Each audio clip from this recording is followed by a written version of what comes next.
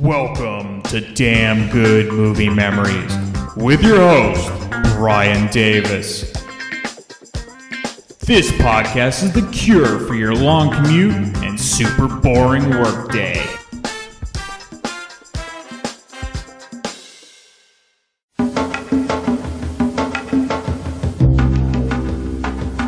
It's over. What's over? Life, my friend. From what I understand, she's a witness. She maintains she didn't see anything. He's a cop from Chicago. You wired? The streets own him. He's clean. She's from deep in the bayou. One man owns her. We come from a society in which it's very pleasurable to be a man. I always give you what you want. I just read you your rights. You're under arrest, lady. You've just made a very big mistake. You and I gotta walk out of this joint. You don't know New Orleans. They don't even talk like us. I'll make you a deal. They were drawn together by his need for justice. With or without your help. I want to know what happened. That was given to him. I'm gonna get him. And her desire for freedom. You don't know what I've seen in my life. I do know one thing. Joey Collins is dead because of you. Show him that you belong to me. Who's your boyfriend? He's not my boyfriend. Who is he then? He runs Algiers. You go asking questions in Algiers. They'll cut your tongue out and throw it in the river. This is my town, Gillette. Get out of the car! You check with me before you make house calls like you're somebody. Richard Gere. I didn't come here to die. Kim Basinger. You can still get out of here. Let Michelle go. He'll come for me. That's what you want, isn't it? I won't let him kill you. Together we have a chance. He thinks you're his prisoner.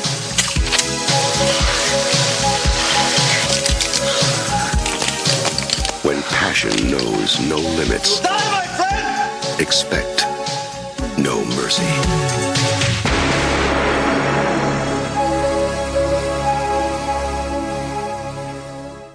Hey there, it's Brian Davis, and for this week's episode, we're going to cover the movie No Mercy from 1986. The studio was TriStar Pictures, release date was December 19th, 1986. The running time, 108 minutes, and was rated R. The budget was $14 million, and the box office only took back in $12.3 million, making it the 68th ranked movie of 1986. Roger Ebert at the time gave it 3 out of 4 stars. Here's his review. I could go two ways. I could say that No Mercy is a dumb formula thriller, which we can all sort of figure out from the ads. Or I could go the other way and talk about the movie's style and energy. I think I'll go the second way, because whatever this movie is, it's not boring. It doesn't take shortcuts, and it delivers on its grimy, breathless action sequences. So what do you want for $6? It's easy to make fun of the plot, but what's a plot for? In a thriller such as No Mercy, it exists for one simple reason: to provide the characters with something to do while they attempt to make themselves interesting. And the really remarkable thing about this movie is the genuine chemistry that is generated, not only between Richard Gere and Kim Basinger, who are on either end of the handcuffs, but also between both of them and the movie's two principal bad guys. The rich southerner, played by William Atherton, and the sadistic neo-Nazi vice lord, played by the Dutch actor Jeroen Krabbé. Thrillers are often only as good as their villains. The Krabbé character seems seriously confused about time and place, and I never understood what he was doing in the bayou with his Dr. Strangeglove act, and I don't think his redneck followers did either. But he makes a very satisfactory villain, especially after we learn that the Basinger character was heartlessly sold to him when she was only a child and has been his slave ever since. Gere is interesting throughout the movie. As it happened, I had just seen him again in American Gigolo a few days before I saw No Mercy, and so at first I was cross-referencing his standard mannerisms, such as the way he struts across the screen. Then he sold me on the character, and I stopped thinking about Gere and started caring about what was going to happen next. With Basinger, the process was even easier. Although she fits all the usual requirements for a movie sex pot, there is within her the genuine soul of an artist. And she throws herself into this role so convincingly that there is real pathos in her history. There is even enough conviction in their relationship that it carries over into the obligatory bloodbath that ends the film. And I found myself caring about them even while on another level I was running an inventory of the special effects. But up until that climax, No Mercy is an above-average film noir, and its creepy feeling for the backstreets of New Orleans and the sultry evil of its red-light suburbs got under my skin. That's Andrew Ebert's review. So No Mercy is the type of film that the 1980s produced with ease, and that would continue into the early 90s. After that, not so much, but that's the beauty of having the ability to go back and watch films from the past. I don't even remember the first time I saw No Mercy, but it was likely on television, but it was heavily edited. I would eventually rent it years later and enjoyed it for what it was, especially being a fan of noir. Alright, let's get into the main cast. Richard Gere plays Eddie Gillette. So 1986 was still pretty early in Gere's career, though his breakout role came 6 years earlier in the 1980 film American Gigolo, as Ebert mentioned in his review. He then followed that up with even a bigger hit that we covered on this podcast.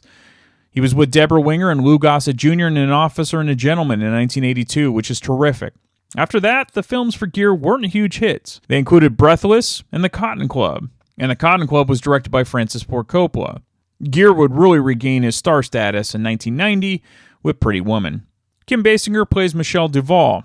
Now, I've covered a number of films with Basinger, including LA Confidential, the 1989 version of Batman, The Nice Guys, and Grudge Match. Prior to No Mercy, Basinger's best-known films were Never Say Never, which was Sean Connery's final return to James Bond, The Natural, which we'll cover at some point, and 9.5 Weeks. Jeroen Krabbé plays Losado. Now, Krabbé is probably best known for the film version of The Fugitive with Harrison Ford. Prior to No Mercy, he had a small role in a film I covered on this podcast, which was Jumpin' Jack Flash with Whoopi Goldberg. The director Richard Pierce. Prior to No Mercy, Pierce mostly directed TV movies, with his best-known feature film being 1984's Country, with Jessica Lange and Sam Shepard. He would go on to direct episodes of TV shows like Party of Five and CSI Miami. Alright, let's get into the film. So it opens with two Chicago undercover cops, Eddie Gillette, that's Richard Gere, and his partner Joey, played by Gere Basaraba. They're on a stakeout at a car wash. Now, Eddie is a wild card when it comes to doing things with proper police procedure. Instead of waiting for a drug deal to officially go down, he waits until a suspect's car is inside the car wash during a service, and then smashes the front windshield open and grabs the drugs out of the front seat and then arrests the suspects. It's quite a scene. Unfortunately for Eddie and Joey, it's only marijuana, and not the heavy-duty narcotics they were expecting. So back at the police station... Rat shit.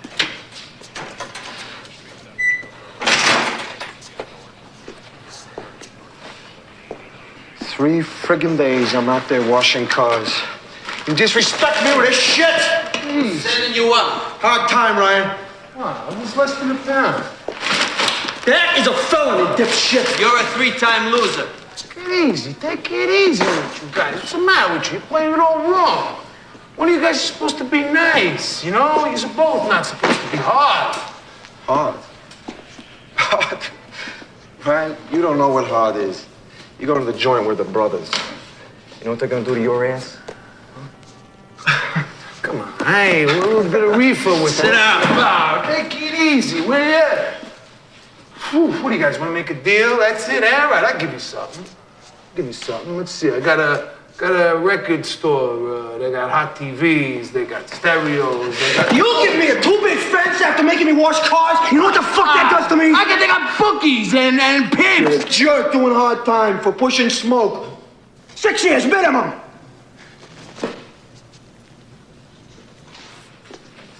Wait a minute, eh? You guys can't put me away. I got freckles, for Christ's sake. Hey, you want something? I got something for you. I got a hit. They want me to kill somebody. You? Yeah. Who's the target? I don't know. Don't insult our intelligence. Oh, a guy from New Orleans. I swear, he wants me to whack some guy out real bad. I'm supposed to meet him tonight. This guy from New Orleans, you know your face? This has got to be worth something.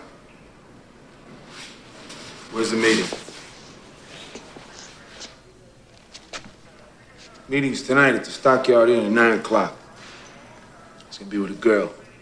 Real heart stopper. She got a tattoo on her shoulder. That's all I know.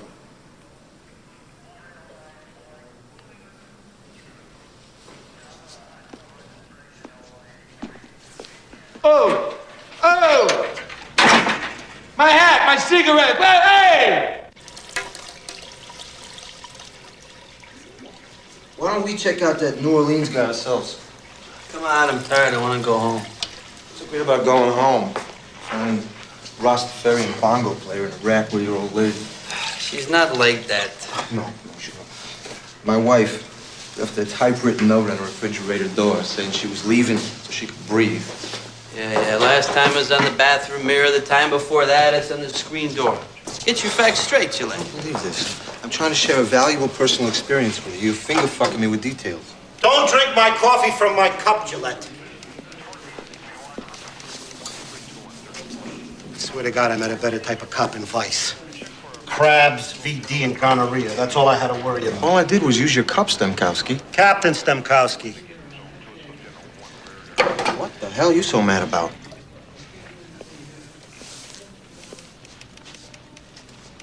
I was meditating this morning, feeling real good about myself. What happens? Car washes happen.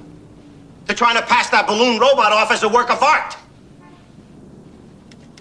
Captain, we got to talk to you. Why should I talk to you after that chicken shit stakeout? What do you want, overtime? 100 grand, Gillette. 100? That's what he wants for that piece of shit. Guy wants to go to Florida and retire with a bag of oranges in his lap. Captain. Forget it! Come on, let's do it ourselves. Throw off some steam, we'll have some fun. Oh, you just want to see the broad, Gillette. What's wrong with that, Joey? Eddie and Joey go to the restaurant to find out if the suspect was telling the truth. They do see a very attractive woman with a tattoo. It's Michelle Duvall, Kim Basinger, who sits with Paul Devanue, played by Terry Kinney, who is supposed to be hiring hitman. Eddie instructs them both outside and frisks them before taking them to a crowded bar to talk business.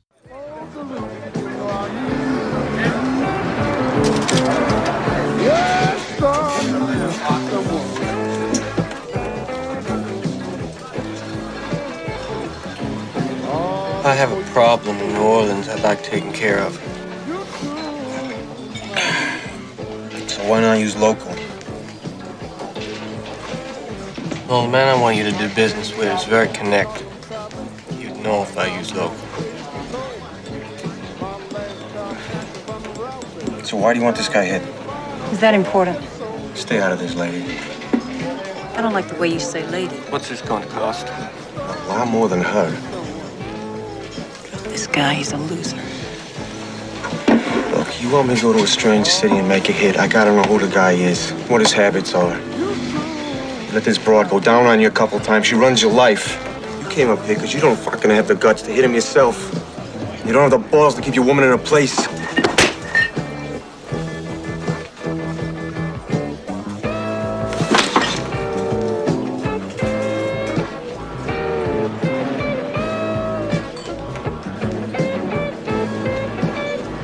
I think we can do business.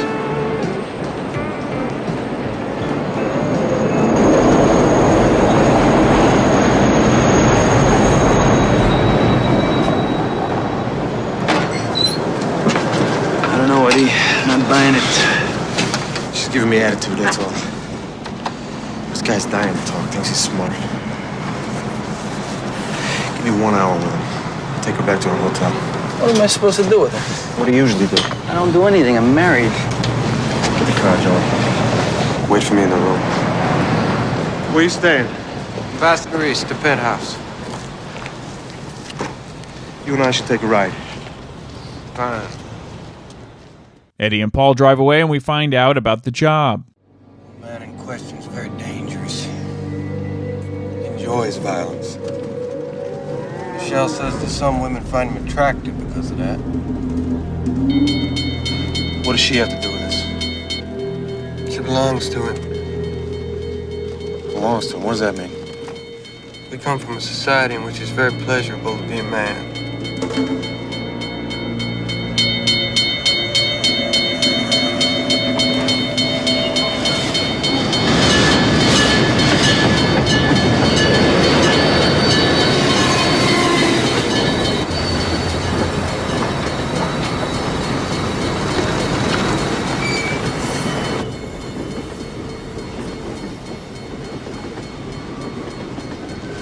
Somebody follow us? No. Shit, get out of the car. Get out of the car! Move it!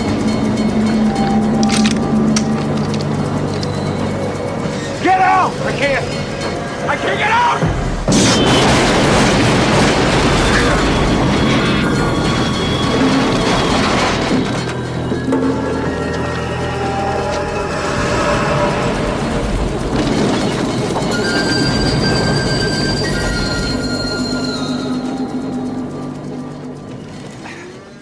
The car following Eddie and Paul had a number of men, including the man with Sato, which is Jeroen Krabbé, whom Paul said owned Michelle and wants her back. His men fired a missile launcher at the car, causing the explosion. Eddie jumped out of the car before it was destroyed. He escapes on foot and hides before the men catch him. In the meantime, Joey is with Michelle at her apartment waiting for Eddie. Where are you going? It's over. What's over? Life, my friend.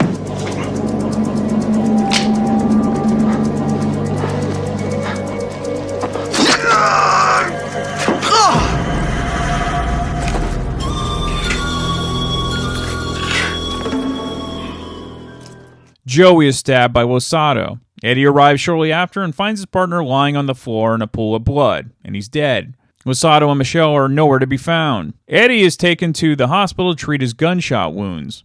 He wakes up in the hospital bed with Joey's wife next to his bed asking what happened. She gives Eddie Joey's badge and said that Joey loved him.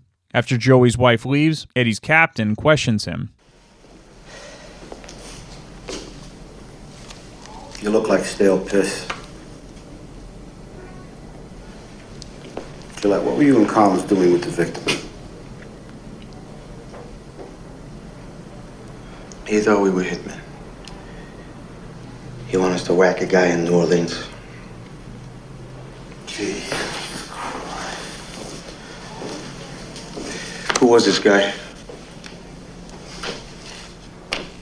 Paul Deveneaux. We sent a bag of ashes to his family in New Orleans. Real sweethearts.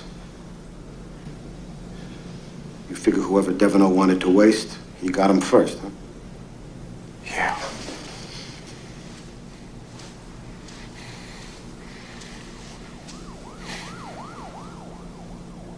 So who was this? I don't know. Never got a name.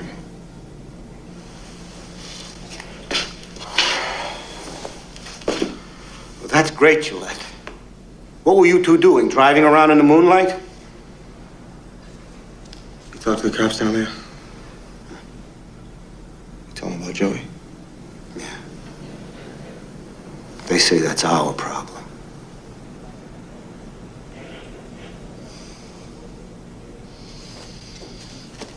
My problem.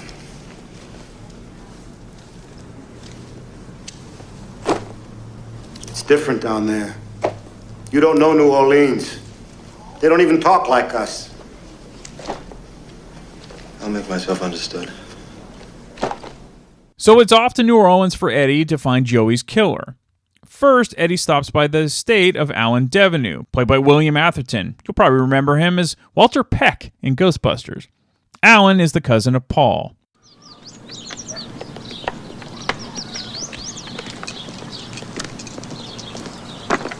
Detective Gillette. Alan Deveneaux, I'm Paul's cousin. I talked to your superiors in Chicago. I don't know what more I can add. Bernice, Mr. Gillette. Hi. And Susan is Paul's wife. I know this has been a very difficult time for you, but I'd like to ask you a few questions. Aunt Julia? No, thanks. What type of business was your husband in? Oh, agriculture, oil, that sort of thing. Was he having any financial problems? We never discussed them. Was anything troubling him? No, Did he have any enemies? not that I know of. I knew very little about Paul's personal life. You know what he was doing in Chicago? No. He hired me to kill somebody. Susan has been under terrible strain, and that kind of inquiry won't help. Does Michelle mean anything to you? No. She was with him. Tattoo on her right shoulder. A tattoo? I'm gonna miss Paul. He was a very amusing man. Well, I appreciate your coming down here. I wish I could help you more. It seems as if your people don't know a great deal, apart from a young lady with a tattoo. You find that amusing? No. I need to see the personal papers of the deceased. Phone bills, credit cards, address books, everything. Well, I don't intend to prolong this grotesque tragedy. I hope you understand that. Oh, I understand. Goodbye, Miss Schlepp. Goodbye. So Eddie decides to stake out the estate to see what's really going on. He decides to send a direct and clear message to Alan when he drives off. All right, now you should understand me. I don't play tennis. I don't drink mint juleps. I don't give a shit about you, your family, your horny, batshit dead cousin. I'm looking for the bastard that gutted my partner and tied his intestines around his neck. And with or without your help, I'm gonna get him. You've just made a very big mistake. About you? About you? Huh? You? No. Not about you.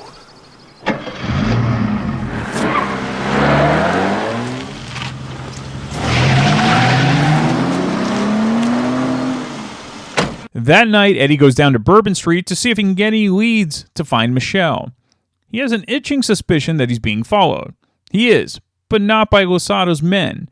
It's the local police. Lieutenant Hall, played by Bruce McGill, and Sergeant Sandy, played by Charles S. Dutton. Easy, motherfucker, your history. Get it all right. It's not easy. We're police. Shit. Someone's been on my tail. Was it you? What did he look like? I didn't see him. You saw somebody you didn't see? Oh, you a fucking comedian. Oh, you're the comedian. This is my town, Gillette, and you check with me before you piss in my streets. Make house calls like you somebody. Devenu filed a complaint against you. It's bullshit. He's got a witness. Fucking bullshit. What I'm not fucking around with you, boy. You cross me and I'll personally grease the pole that slides you into a tub of shit. Somebody cuts my partner. You're thinking nasty things about me. That really fucking breaks me up. I'm sorry about your partner, but I want you out of here on the first plane in the AM. Get him out of here.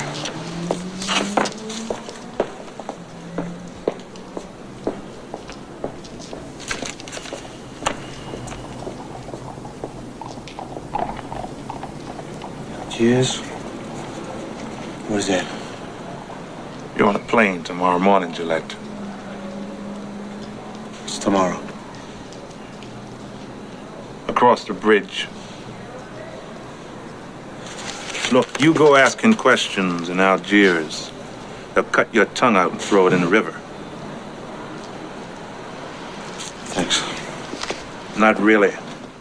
Of course, Eddie goes to the Algiers neighborhood because it would be a terrible movie if he actually followed orders. He goes to the tattoo parlor where Michelle got her tattoo. He then goes to an underground club where she is dancing. This is where the erotic 80s styles creeps in. And it's a prime opportunity to have Kim Basinger in a shirt that is dampened to cool her off. I'm not complaining, of course. You remember me?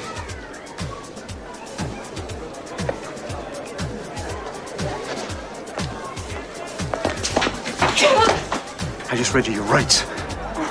You're under arrest, lady. This is what's gonna happen. You and I gonna walk out of this joint. You gotta keep your fat mouth shut. Yeah. Huh? Move.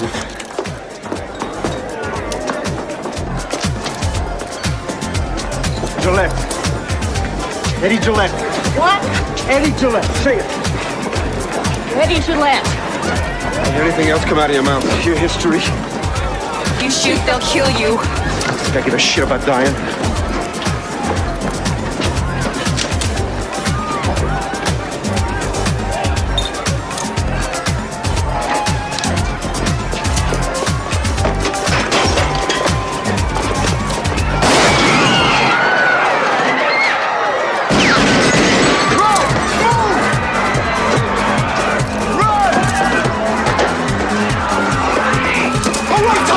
Don't even think about it. Move over there. Move. Move.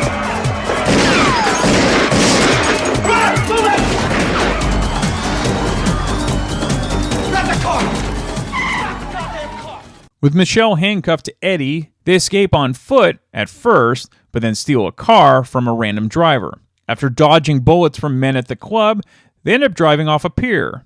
This leads to an underwater scene as they try to evacuate the car that is submerged. They, of course, do get out and evade Losado and his men by grabbing a rowboat and blending into the night sea. Losado ends up killing the tattoo parlor woman who told Eddie where Michelle was. So dawn comes, and Eddie and Michelle end up in the middle of the bayou, filled with gators and other fun wildlife.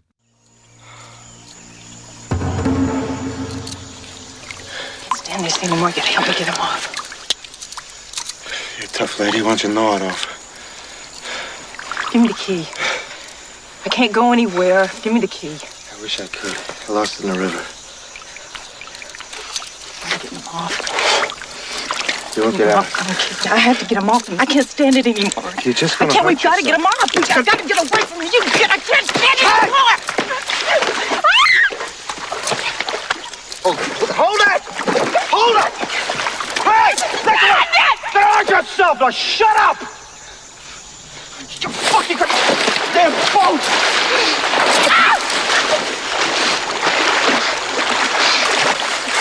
Stupid idiot. You shut the fuck up! Well, you lead the way, okay? You lead the way, and then after you die, I have a dead man hanging on my arm. Look, listen to me. When I die, it's gonna be on Chicago concrete. You got it? Now fucking move. Walk! Stop! Hurting me! I want to know what happened. I want to know how you and your boyfriend set up Devino. I want to know what you get for killing a man. Most of all, I want to know how you killed my fucking partner. Now, who's your boyfriend? He's not my boyfriend. Who is he then? He runs LG's. Runs LG's? What the hell is that? I belong to him. No shit. What does that mean? What do you think it means? I think it means Losado got himself a two-bit hooker. That's what I think. I was 13. My mama took me to Losado. He gave her a house and some money. And I was his. You got that? I was given to him. Every hooker's got a hard luck story. That's a real prize winner, that one. I don't care if you don't believe me. You don't matter. Wrong. I matter a whole lot, lady. You're going to jail. And your boyfriend's gonna stop breathing.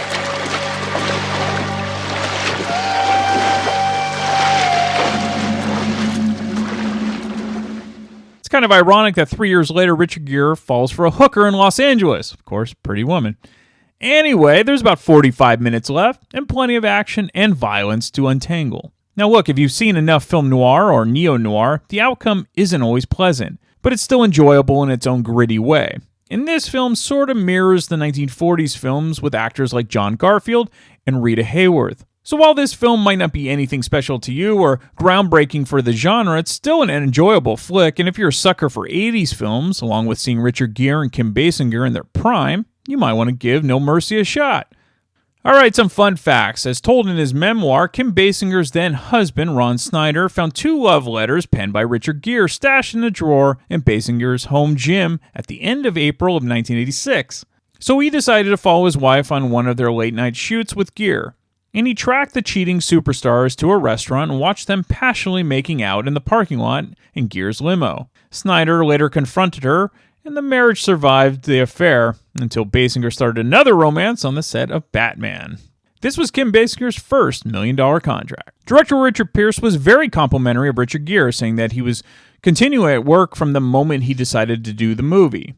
Gere has a passionate respect for every part of the filmmaking process and participates in as much of it as he can as an equal partner, not as a star. Pierce said that he was as hardworking as an actor as any I know. When Pierce traveled to Chicago to make his final decisions about filming locations there, Richard Gere went along, familiarizing himself with the character of Eddie and spending many hours riding with Chicago undercover cops. He would visit some of the seediest and most violent neighborhoods in Chicago, and Gere was grateful for any stray moment of humor that presented itself. Gere was quoted as saying there were 2 suspects who argued back and forth and said, "No, it's the gigolo. No, it's not. Yes, it is." All the way to the paddy wagon. So that car wash that you see at the beginning of the movie, well, it still exists, and it's now a mobile station on Elston Avenue in Chicago. All right, someone else that still exists, and he loves his 80s movies, but does he particularly love this one? Well, we're going to find out. You know he's going to love Kim Basinger, and that's special guest Sonny Pooney, who joins me to discuss No Mercy. Let's get his take on it now, and then I'll be back next week to talk about yet another random movie from my DVD collection.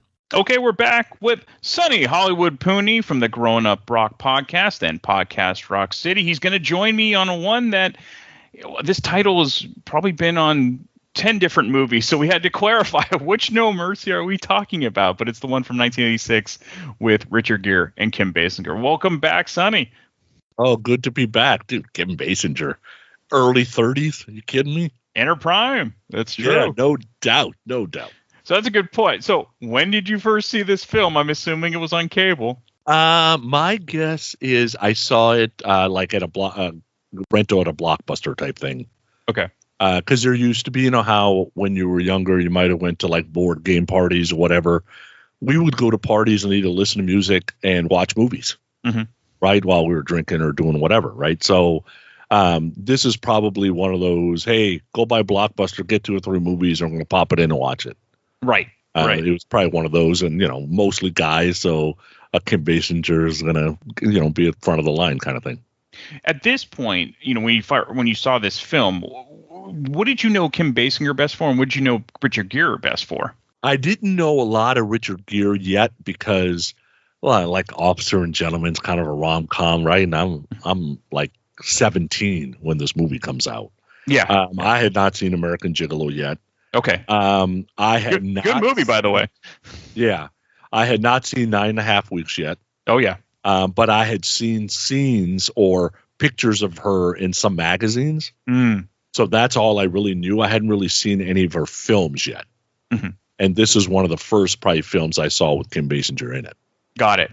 Now, in the 80s, the erotic thriller, kind of that genre, was all the rage. You had mentioned 9.5 Weeks. There was Body Heat. There was Body Double, Fatal Attraction, Blue Velvet. So was that the attraction to this film, or was it the actors? Or, what was it that drew your interest initially?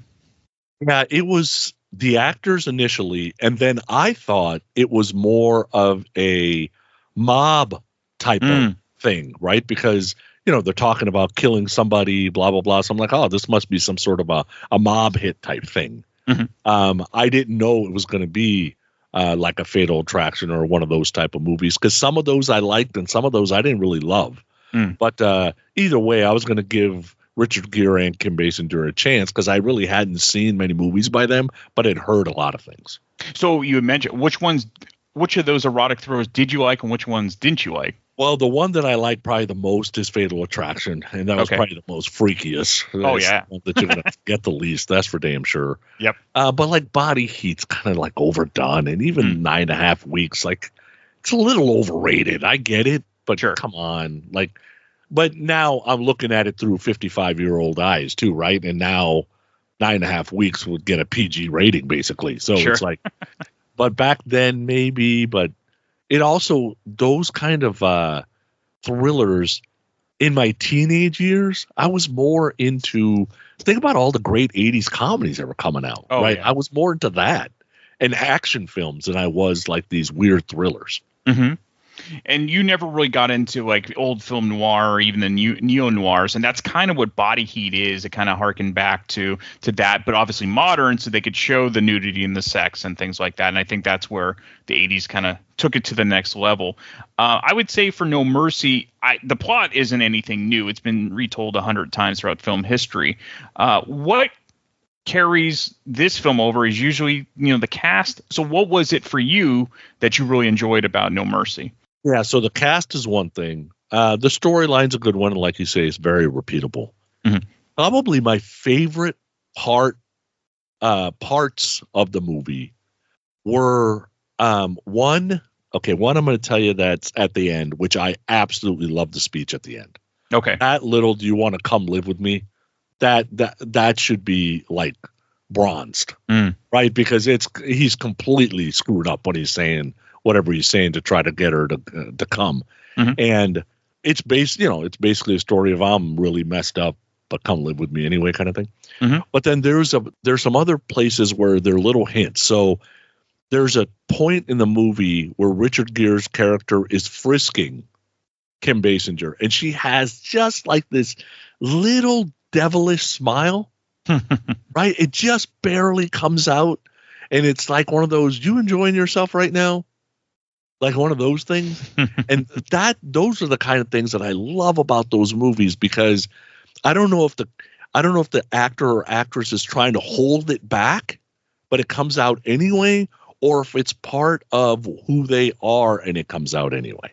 Right. So there's a few parts in this movie where that's the case. I love it that they're about to go hot and heavy, and then like the tattoo flips them right back to, okay, this bitch, I forgot. I'm in, right. So those kinds of things kept me interested, and because the movie feels very straight to VHS, doesn't it? Yeah, it's actually surprised that it was released to the theaters. It didn't do incredibly well. It wasn't a bomb, but it didn't make back its original budget. But yeah, you're right. Like, again, this has been told. I think he was trying to sell that erotic thriller and get people, this could be the next Body Heat. And Richard Gere did have some heat with something like American Gigolo and An Officer and a Gentleman. Now, you had mentioned kind of that scene between Gere and Basinger. Now, they supposedly had an affair while filming this movie, and it makes you wonder why any movie star would get married. I mean, or even music artists for that matter. You're constantly tempted wherever you go. If you were famous or a music star, would you have gotten married? Would like to say no, but I think the reason it happens is, like, at some point you have to settle on certain flavors of ice cream, and your go-to's got to be there no matter when you want it. Does that kind of make sense? Right? It does. No matter what crazy thing is going on, my wife and I have been together 30 years now. No matter what kind of crazy thing is going on in life or at work, or I saw something on TV that makes me feel a certain way, or you start getting in the head about stupid stuff or whatever's going on, she's the constant that's always there. Right. So I could argue that, think about all the things these popular, famous artists / musicians are dealing with in their life, and they're traveling all over the country, and they see all kinds of crazy things. And I'm sure some are more fun that they are tempted by and they wish they could partake in. But when it comes down to it, though, the solid of having somebody that's always there, it's hard to replace. Yeah. And then to that point, let's say you're Richard Gere or Kim Basinger. Do you think you need to be with someone that's in the business or equally famous, or is it better to be with someone that's an outsider that is sort of grounded? What's your opinion on that? Yeah, to me, and this is just a personal thing that I believe, is if they're both coming from the same business, I think it's a little bit easier because the person knows kind of what they're dealing with. Right. So, both Nicole and I were in the retail business. So when I tell her that, hey, I'm going to be home late, I got this and this and this going on, there's not a bunch of explaining about what this or this means. She already knows what all of it means. Right. So same thing with I'm sure an actor tells his wife, hey, I'm going to be gone 3.5 months to the Congo because I got to record this movie. Right. If you're in the business, you don't even flinch that, it's only 3.5 months. Dude, the last time I did that, it was 4.5 months. That's right. No matter what, I think there has to be communication, obviously, but I think it's easier if they're coming from the same business, because otherwise I think the business starts competing with itself. Now, all that being said, this Affleck J-Lo thing, like, is it the problem that one's more popular than the other? Right. Does that become a problem? I'm sure all that becomes a problem too. So I don't know what to do about all that. Well, and it could be a problem that, once, one person started famous, and sometimes it shifts. That has happened with certain couples as well. Yeah. And we know, because you're a huge movie fan, you know this. Yeah. Like, the guys last a lot longer in the movies, where at times the female actor or actress, they go for a certain span of time, leave the business for a while, and might come back as the next level. Now I'm going to play mom instead of hot chick. That's or right. never come back. That they have the 7 or 8 movies under their belt, and they were going to raise their kids the rest of the way. That's right. And we're starting to see a shift in films now where they're kind of having women, older women and established actresses having younger men as their kind of suitors, which that used to be obviously a trope for men and women, but now it's kind of reversed, which I find interesting. And maybe there's that title shift where people want to see the older actresses more now than they ever did before. There's something to be said about my age group has liquid money that they can go spend on whatever they need to spend on. And I would love to see Linda Carter in a movie. That's right. That's a great point. Right, where I don't have the connection to whoever the new chick in Dune is, whatever her name is. Like I don't have a connection to her. That's my kid's actress, if that makes sense. No, it makes perfect sense. And I'm glad you brought up, it's not just movie stars, it's any business. Lindsay and I are both in tech and sometimes we have to work weird hours because a lot of times we're working remotely now. And I think if someone doesn't have that same job, they don't understand, like, why are you still working at 10 o'clock at night? She totally gets it because she's in that world. So I'm glad you brought that up. Back to the movie. Do you prefer the scenes that are in Chicago or do you prefer the Louisiana Bayou? Dude, give me Chicago any day. The Louisiana Bayou thing, like, the crocodile, alligator, whatever you want to call them, in the water. It's like, ooh, this is a kind of a crazy place. And, you're in the middle of nowhere and I wouldn't want to be in the water all the time or whatever. It just, nothing about that interests me. The swamp thing, a lot of movies have done it. Yeah. If you do it well, like U.S. Marshals, right? They're in and out of there. Right, somebody escaped into there, and they're basically in and out of it. Great. But if you're going to stay there like 30, 40, 50 minutes of the movie, like that's a little ridiculous to me. Now, you just rewatched the film, as you always do, so thank you for doing that. What are some of the things you picked up on now compared to your past viewing? Well, there's a lot of places where, although the movie isn't supposed to be clever, there's a lot of places where there's little quips that if you don't watch it, you miss them. So like I just saw the movie about a couple of weeks ago, and the secret to happiness is a girl with freckles on her tits. I had never heard that before. I think that's awesome. I'm not sure I disagree either. Right. So it's like, I always forget, do the slap. That would never go today. No. That she slaps him and he slaps her back. First of all, I've seen the movie probably 10 or 20 times, and when she slaps him, I still kind of like jolt a little bit. And I forget that he slaps her, and when he does it, I jolt even more. Right. That would not fly. No. I guess I never really caught that Bruce McGill was trying to be this tough guy, right? So that whole thing about you cross me and I'll personally grease the pole that slides you in a tub of shit, like, he was just saying words to me that didn't really resonate until the last couple of times I watched it. Right. And the problem is he's trying to be a tough guy and it's not working. I think that's part of the problem is. Right. So the first couple of watches, you don't even get it. But one of the things about this movie, dude, there's a lot of overacting. Don't you think? Maybe. Yeah, I guess. Yeah, maybe there is. I don't know. Like the captain is an overactor about pretty much everything. Well, most captains do that. Yeah. Richard Gere, when he was yelling at the bad guy at the beginning of the movie, I'm like, dude, calm down. That's true. Come on, that's a little overdone. That's like a TV show type of cop. Yeah. And the beginning of the movie did kind of feel a little bit like the streets of San Francisco kind of. Exactly. So, yeah, that's a good point. So this movie just has not aged that well, I guess is the best way to put it, right? Because I've seen some movies from the 80s that they were filmed in a way that could last forever, right? Like the first Fletch. You could watch it forever and it's Lethal filmed Weapon. well. Yeah. There's something about the grainy, maybe it's that noir thing, I guess. Yeah. That to me, it hasn't aged well.